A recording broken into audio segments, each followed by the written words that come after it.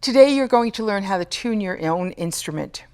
Tuning your instrument in preparation for rehearsal, for class, for a performance is very important. There are many ways to ensure that you're matching that pitch precisely.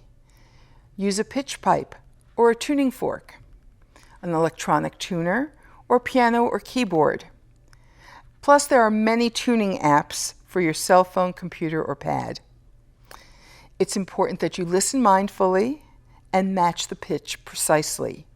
You're training your ears to hear pitch. Even if you're only using one or two strings while practicing, it's important that you tune all of your strings. So here we go. So I'm going to play an A with my first finger on the A string, and I'm going to ask the bass player, Rachel, to using her adjusting tuner, her mechanical tuner, up at the peg box to tune her instrument. Notice that she's turning back away from her to make the note higher, and toward the audience or towards your teacher, forward to create a lower sound. For the cello, I'm going to ask Karen to demonstrate tuning an A string.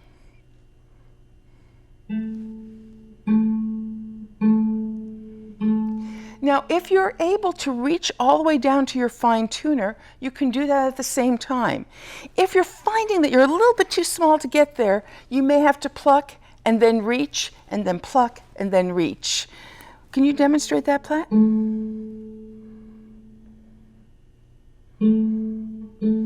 Beautiful.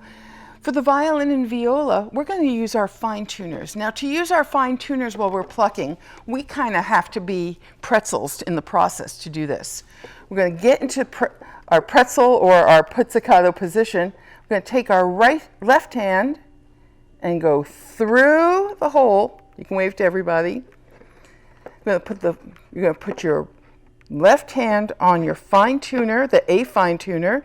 That's the second one in from the right. And you'll pull with your thumb if you're going to make it higher. You're going to push with your thumb if you're going to make the sound lower. Let's tune our A strings, please.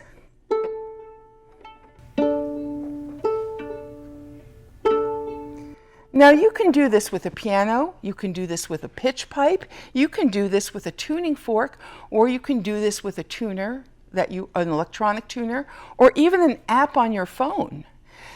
There's no reason not to be in tune, but you want to be in tune on all of your strings.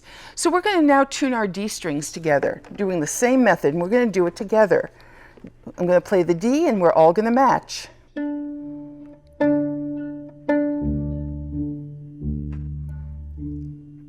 And now we're going to match our G strings. That's the lowest string on the instrument.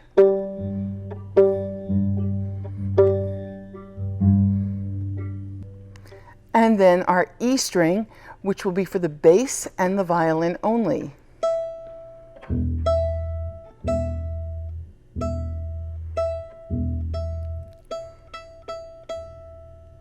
And the C string for the cello and the viola.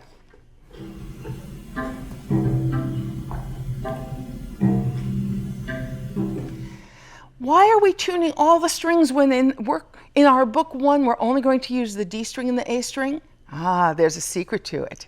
And when we get to the bow, you're going to hear why. Because there's something called an overtone, or I like to refer to them as ringtones. When we're playing a note that corresponds with that string, your instrument's going to sing. It's going to absolutely ring. Bravo to everybody. You're becoming solid string players.